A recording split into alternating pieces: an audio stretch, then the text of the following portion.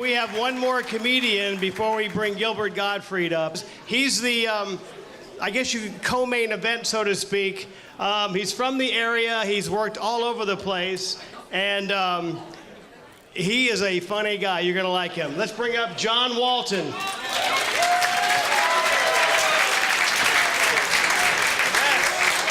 Keep it going for Drew and everybody else you saw tonight, and then keep it going for me. Fuck everybody else you saw tonight. Yes! Yes, I'm here. I'm here. One of the ladies, the lady who's like serving the food, she asked me if I was the bouncer. I know I'm black, but I'm also 5'6" and 260. I'm not gonna bounce. The only thing I can bounce is myself. That's it. That's the only thing bouncing. But then I realized I am dressed like I'm working at Mulligan's after this. I got my Mulligan's uniform on. So maybe if I show up, they can give me an earpiece and a paycheck. But I'm happy, you know, everybody's happy because I've had a shitty month.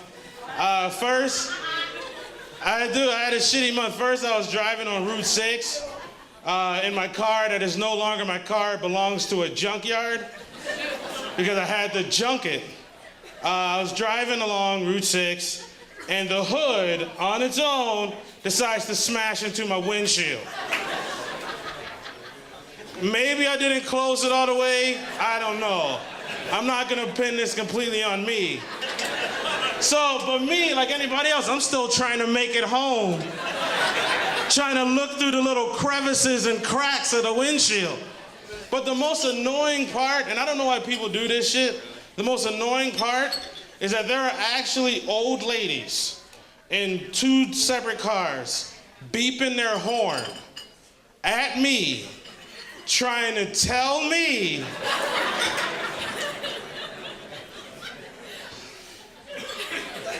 that my hood is slammed into my windshield. Like, you think I don't fucking know that? You think I don't know that my hood is slammed into my windshield? Like, mister, your hood. Like, bitch, I can't look at you. We're all gonna die if I do that. I don't wanna kill anybody. And then the cops show up. I'm thinking that the cops are gonna pull me over. No, they're taking pictures. They're like, look, he's gonna die, man. But there's one group of people that's starting to annoy me the most.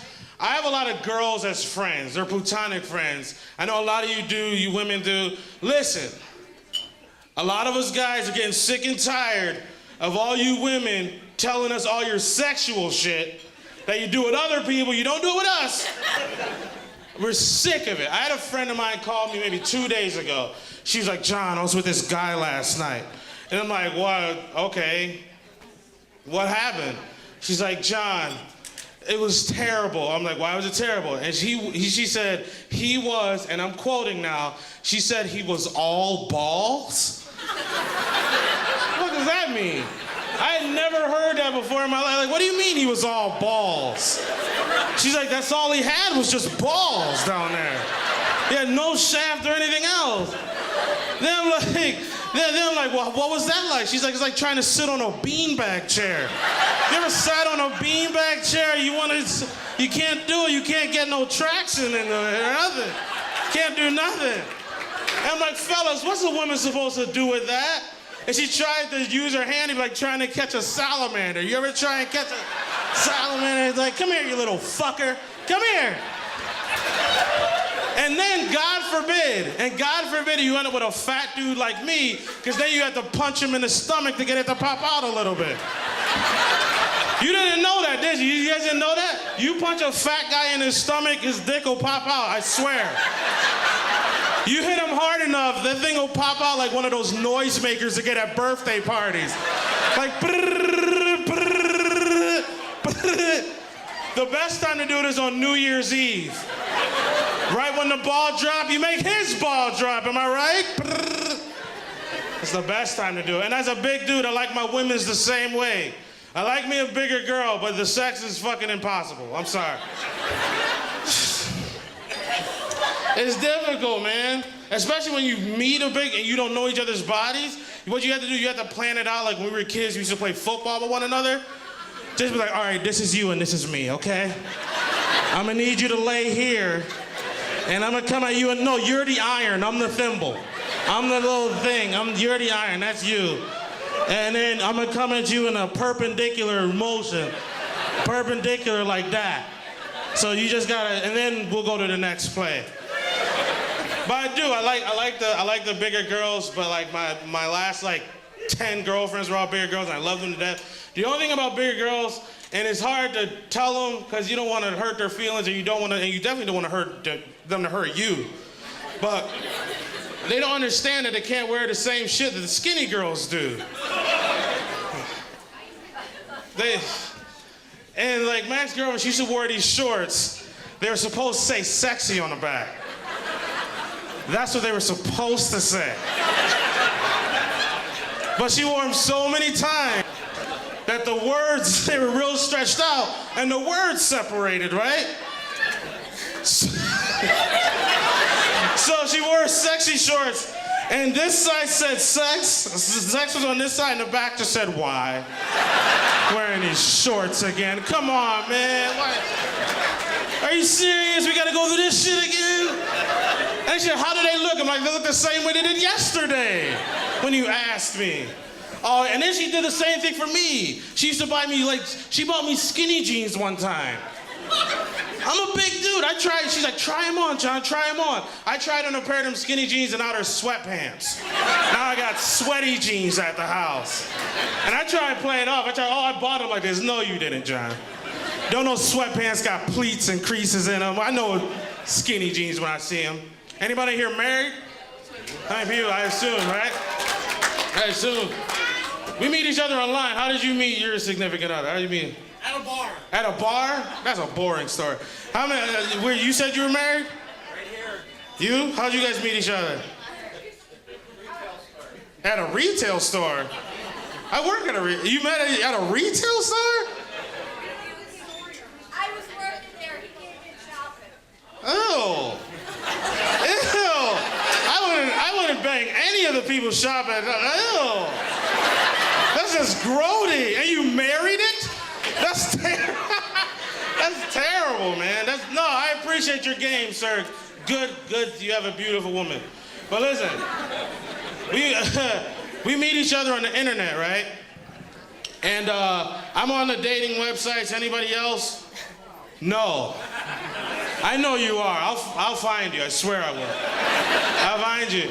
And I'm on like the dating websites and whatnot. And the only thing about the dating websites is that all the girls say the exact same things as the other girls. Like you want to know what a girl wants and she says the same thing. Like they all say stuff like, I just want a guy who knows how to have fun. I want a guy who knows how to enjoy himself. And like your idea of fun may not be my idea of fun.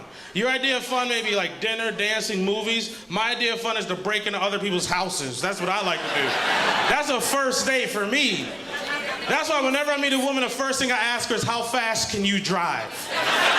That's the first thing. That's on my profile. And I'm not a thief. I don't steal it. I just leave shit that I don't need anymore, like a mattress. You ever try and throw away a mattress? They don't take it, right?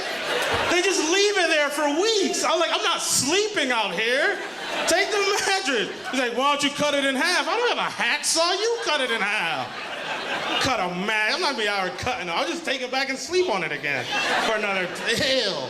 I love how she just assumed that my mattress is all grody and nasty. Say, I don't want to sleep in your mattress. But when I think of people getting married, you know what I think of? I think of Paula Deen. You guys remember Paula Deen? For those who don't know, she had her own cooking show for years. She's like the biggest like chef or whatever in the country. And she got in trouble because she kept saying racist shit against black people. And one of the things she said is that she wanted her sister to have an Old South wedding. Do you know what an Old South wedding is? That's when all the black people dress up as slaves. And I heard that and I'm like, you know what? I'll do it. Hold on, wait a minute, hear me out. I'm gonna tell you why. Because I wanted to be there personally when she came into the kitchen and she said, where'd all the black folks go? And I'm like, they escaped. I told you don't use real black people. What do you think was gonna happen? They escaped and they took all the cotton candy. All the cotton candy is gone, Miss Paula. I told you there was up to something. I caught one of them trying to read. I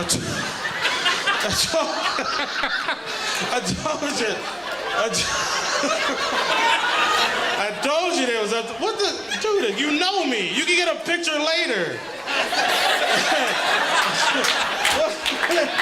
Yeah, I know this person. He's annoying as shit.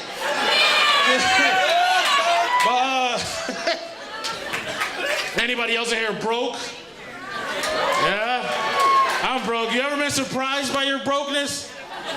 You ever been, I went to the bank and I go to the bank teller. I said, hey, bank teller, can I have all my money? She looked at my account. She said, would you like that in quarters or dimes, sir? We could put that in a little roll if you like. Man, give me my money. But I've been broke for a long time. Anybody, when you were younger, were poor, had to do without? Anybody had to eat those like big ass bags of cereal? Right, you get them in Aldi's, they be at the bottom of the cereal aisle for like the poor kids. You had to send a whole kid in to fetch your favorite cereal. And they were like separated by, it was him. And then I always liked that the bag cereal was like the box cereal. They tried to make the names different. You know what I mean? Like a box, you get the box is Lucky Charms, the bag is Lucky Strikes, right? Then you get marshmallow flavored Newports in every bag. You learn how to smoke when you were sick. Oh, Jesus, man. I'll talk about the race thing. Yeah, I saw on the news, not on the news, yeah, it wasn't on the news. My mind's all messed up. I saw on the news that like a couple months ago, maybe you saw the Klan were in South Carolina giving candy to children. Anybody else saw that? You saw it? I thought that was cute. I'm like, that's so nice of them. I'm thinking now their hoods, they have like smiley faces on them. Like when they come at you. And I was thinking like the whole experience is probably different than it was like 50 years ago. Like they run up on a black person now, instead of torches, they flicking matches at you and shit. Like, oh, I bet it hurt now, don't it, boy? I bet it hurt. We ain't got no bliss sticks around here, boy. And the one thing that's more annoying than racism, though, is people who try to prove that they're not racist. You know, you ever deal with these people? Like, I was at a bar, and this guy was telling me, you know, John, man, I don't care if you're white, black, brown, yellow, or purple. If I don't like you, I don't like you. And I'm thinking, like, purple? You already know purple? You know purple get treated like shit. Like one of them cuts you off, you're like, fucking grapes, man. I'm so sick of these people. Well, come on, Smuckers, get out the truck then. You get to your job, your boss is like, why were you late? Because Prince and the Revolution cut me off. And then he's at his desk. Whenever you talk about a minority, there's always one there. He's at his desk. His name is Dave. Dave stands up. He looks like Nightcrawler from the X-Men movie. No Nightcrawler fans? That works really well in like nerd. No, not a lot of nerds here. No, dude. Shut up.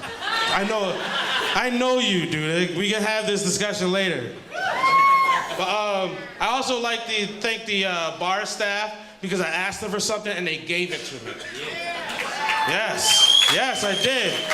About 2 weeks ago, I went to a bar and I said, hey man, can I get a screwdriver? And would you believe? I'm serious, I'm not making, this person comes back, hands me an actual screwdriver. And slams it on the table because it's happy hour, can't be giving me tools right now. And I feel bad for the guy, so now I had to pretend like that was exactly what I needed. So I'm in a suit, this suit, going around fixing shit that I think need fixing. No, you can't go in the bathroom right now. The door's a little wobbly. Can't be hanging. Woodlands hired me. The door's a little messed up. Oh my goodness, man. Ugh. And anybody here like to drink mixed drinks? Who's drinking? What are you drinking? Doesn't matter. It does kind of, because you probably should know what you're drinking. Vodka? That's not a mixed drink. That's just whiskey. Now you're just yelling out actual. When I say mixed drinks, I mean there's an alcoholic drink mixed with some other shit. telling you it doesn't matter. Mix it up, we'll drink it. The fuck are you talking? Why are you yelling at me, man? I don't give a shit. He's like, look, it don't matter. Don't matter what we're drinking, man. Stop asking us all these questions and shit. Stop. I mean, he's so angry. He's like sweating and shit. He's like, oh, what's all this mad he got?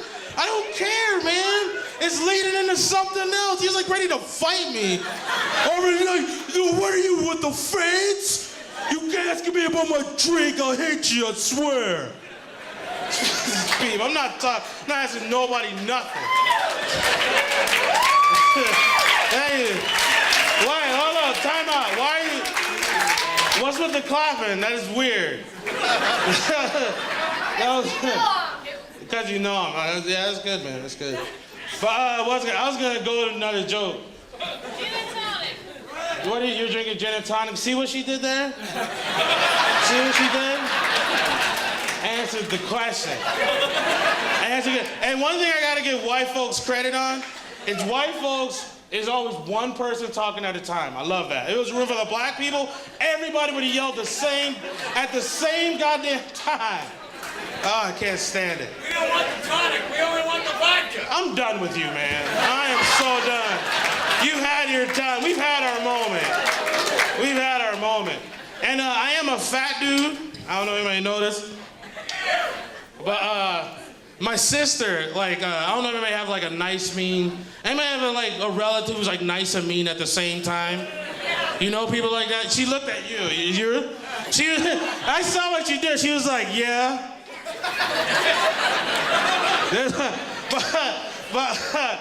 But I have a sister who's like nice and mean at the same time.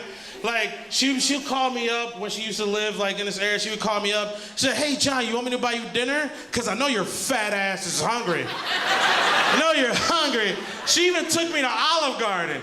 She took me to Olive Garden. You know how expensive Olive Garden is. She took me there for my birthday, and I swear to God, I'm not making this up. The waitress comes over and she's like, "Would you like some cheese?" Before I can say, and she paid for it. Before I can say anything, my sister says, "Hell yeah, this motherfucker wants some cheese." I don't think you have enough cheese to feed this brother. You might want to leave the cheese here. Speak up, John, speak up. Tell the lady how much cheese your ass gonna eat. And the only thing I can do is be like, yeah, I would. If you're offering cheese, I'll take some cheese on my own plate. I don't know. Anybody have friends who are addicted to crack? That came out of nowhere, I know. But you pointed at him, you do? You serious? Wait a minute, are you joking? No, I said anybody. I said anybody have friends who are addicted to crack. I'm gonna tell you, because they are the most. I have a friend of mine, or had a friend, who is addicted to crack, and they are the most annoying people. If your friend tells you he's on drugs, drop him. Don't be a friend no more. Because she would call me up, and she'd be like, "John, I need to borrow $40." And I'm like, "For what?" He's like, "I need to borrow $40." I'm like, "For what?" "I need milk." I'm like, "Milk's like $5. I need it for the baby." Like, the baby's like 4 years old. So, and then like, I would have to change the baby's diaper. Oh my God. And then look, because she was supposed to pick him up. She would go out, have to wash the kid. My brain is also, just deal with me. But she would have to pick him up and whatever. She would leave him with me. She said, "I'll be gone in 30 minutes. Crackheads never return when they're supposed to. She don't come for like another 3 days. She don't. So I stopped changing the baby's diaper. That's my little retribution. I did. So the baby's just marching around in his own shit. He said, "I don't care how many times he's shit in that diaper. I'm not touching it. I don't care." By the time she picked him up, his thighs are like this. He got thighs like this. How his thighs get so big? Because he's been doing squats all day. That's how. And I know 4 years old is a little old to be in diapers, but fun fact about crackheads is they don't potty train their children till they're like fucking 15 years old. They won't do it. They don't potty train their child till they get that call from the school nurse. Anybody? Sorry. Did I spit on you? Are you going to, would you tell me if I spit on you? I definitely. All right. But, and I know I sound like I'm okay. But, I don't understand why, like, they would send him to the school nurse, because all our nurse did was give you an ice pack. Right? She was like, you could have herpes, and she'd give you an ice pack for it. And in my school, it was always the same kids who kept shitting on themselves. And it was like that in your school, it was always the same kids, and they be talking trash, like, yeah, boy, I'm out of here. That's my time, guys, thank you. Yeah! Give it up for Drew Spire.